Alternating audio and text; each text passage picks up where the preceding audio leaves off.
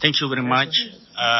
First of all, I would like to thank organizer UN Habitat and the representative of the Ministry of Land, Infrastructure, Transport and Tourism of Japan that make this panel happen. I'm from Cambodia and I'm working in the Ministry of Land Management, Urban Plan Construction. My presentation today is about experience on the land administration, land management, and urban planning. So this is my agenda of the presentation. I have 4 points to show you. One is about land policy, land law, regulation framework, and administration structure of the Kingdom of Cambodia. The second is the result, experience result of the land management and land administration. Third is I will talk about rural and urban linkage. And then four is the discussion. So welcome to Cambodia. Please tourists come to our country in March and in June. So you will see the sun is on the top of the Angkor Wat temple. The temple for angels, thousands of angels. This is the most photogenic UNESCO World Heritage site in Asia in 2024. Top is Angkor Wat.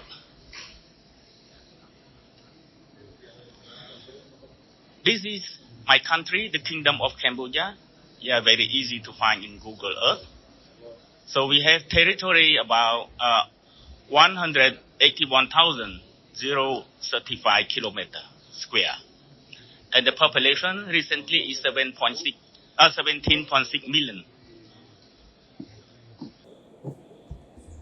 I'm talking about the structure, administrative structure. We have one capital city called Phnom Penh, and we have 24 provinces.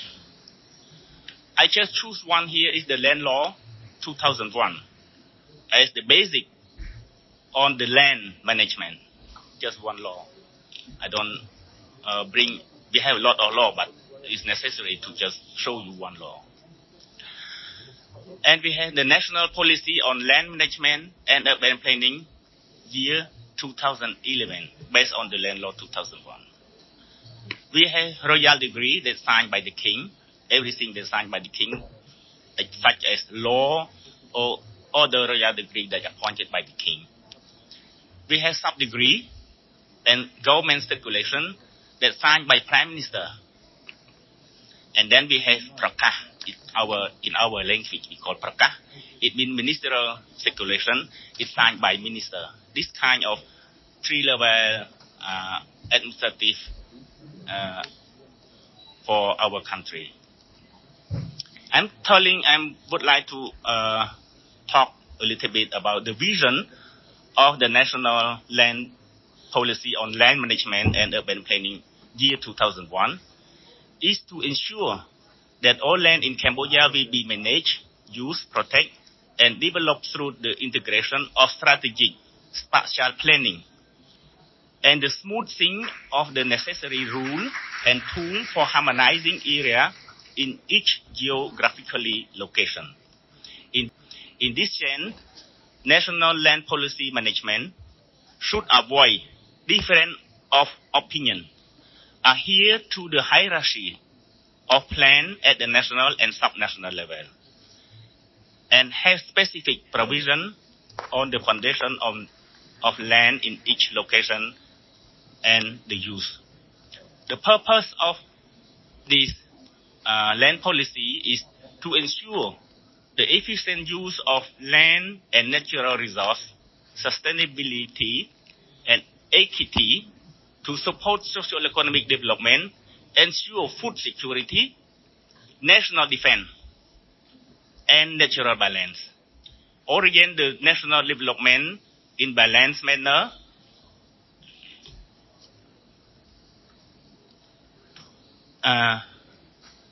coordinate with relevant institutions and social policy to avoid national development goal. To achieve the national development goal, Sustainable development by ensuring supply, demand, and accountability for it is in the interest of the present and the future generation. To manage, protect, use, and develop natural resources by clearly define the location or are used for development. Maintaining long-term land use to balance the social-economic development and the environment. Utilize the natural potential of the land and need to develop and improve specific geographical feature in the context of each region and country. Improve the living standard of the people and maximize gap between regions across the country. Ensure the use, development, and management of the land use in accordance with the land use planning with equity, gender equality, as well as protection and support for the livelihood of indigenous community and vulnerable group. Organize the management development of each area in accordance with the condition and requirement of land management throughout the country, taking into account the condition and requirement of each specific area so that the land management plan can be implemented smoothly. Prevent and reduce the risk of natural disaster caused by development plan project. So these are the meaningful of the land management policy and the goal. So from those words, we already achieved somehow. So from now on, I just would like to have a lot of illustration of the achievement. This is the population density map. So you can see that a lot of our population concentrate only in this area where is the high spot, the yellow one, the dark yellow. This is recently land use and land cover map in our country. Based on the land law, we need to register land in two types. One is register for individual. So everyone should have land title. And second is the state land. Land belong to state, need to register as well. So those two titles have the same equal by law in Constitution to protect. This map, this map is showing the situation on land registration in Cambodia.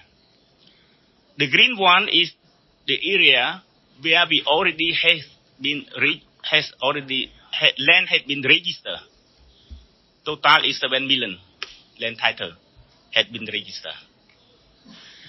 And the yellow area is under registration.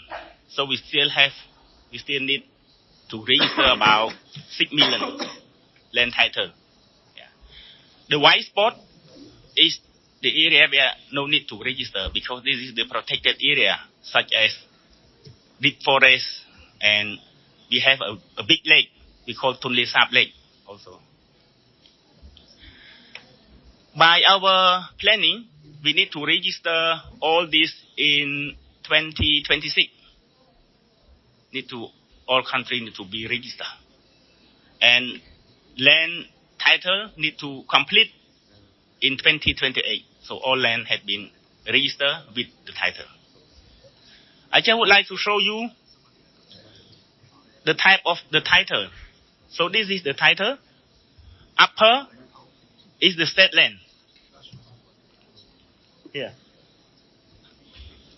This is state land. Here is the boundary, the number of hectare, and at the back side is the writing the who own. I mean, in the Ministry of, mostly Ministry of Agriculture, Ministry of Environment, and there is also the community, such as small pond or big pond that used by community, we register also. And the down one is the individual. I just take this example because there is a privacy. I cannot show the exact name of the person. We also have the QR code. So you put your camera on it, and then you got all information on the system. So you can see the all detail, like the name of the person, what house, husband and wife, something. Individual land have two types. One is common property, mean husband and wife, joint property. At the back side, there is a name, husband and wife, and put, joint property. Another one is belong to husband and belong to wife. Oh, pardon? Yeah, now it's large. Already. It's okay. Yeah. So, why I will talk later about this. Why we need to register? Because we had very long-term civil war, nearly 30 years, from 1969 until 1998. It's a long time. Yeah. So all destruction, all documentation, everything has been destroyed. That's why when the country had been in peace time, that people love land and they need to establish forever. Yeah. So our land law is no time limit. It means forever. Yeah. We register one time, it's forever. You can do the transaction, and the land right is human rights. Is a very basic for everything. So this is absolute. Land title for our constitution is absolute title. Yeah, absolute title means the owner can heritage or put in the collateral, for doing getting money for doing business. Now I'm talking about the goal of the land management and urban planning. Actually, in the world context, land management is aimed first is for economy, second for protect environment, and the third is for social purpose. But in the context of Cambodia, we put two more. It's for territory integrity, and then for food security. So it is the main goal for doing the land management and spatial planning. What is the result? Recently, in Cambodia, we have officially 32 towns considered as urban area and one capital city. So, this is the place where people concentrate on living, a lot of people.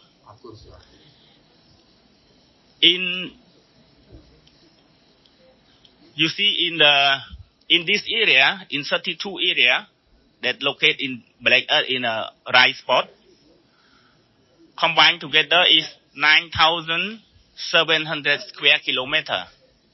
But in this 9,000 square kilometer is living of 4.5 million people. So it's just less than 10%. It means 5% of territory, but concentrate already nearly 1/3 of the population. Okay. So this is the land use planning that we need to continue to do it. I would like to show you the industrial zone of Cambodia. This is the medium and small size factory in Cambodia. This is the craft. This is the special economic zone. This is the waterway and port. And this is the national plan on infrastructure for 2050. In 2050, we will reach all infrastructure around, and we make Cambodia as a big town for all of us. So this is the result of the land use planning at provincial level. It mostly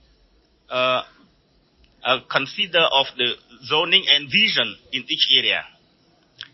This is the spatial plan. It's a little bit smaller, but we put zone also, but more detail. And this is the commune land use plan, where this plan is very impact on the individual. Now I'm talking about rural and urban linkage. This is the initiative idea that we want the people in urban area and rural area have harmonize of each other. Such as urban area, people, urban residents, they have different lifestyle, and rural area, they have different lifestyle. We need to have harmonize and make them depend on each other for their living standard. Yeah.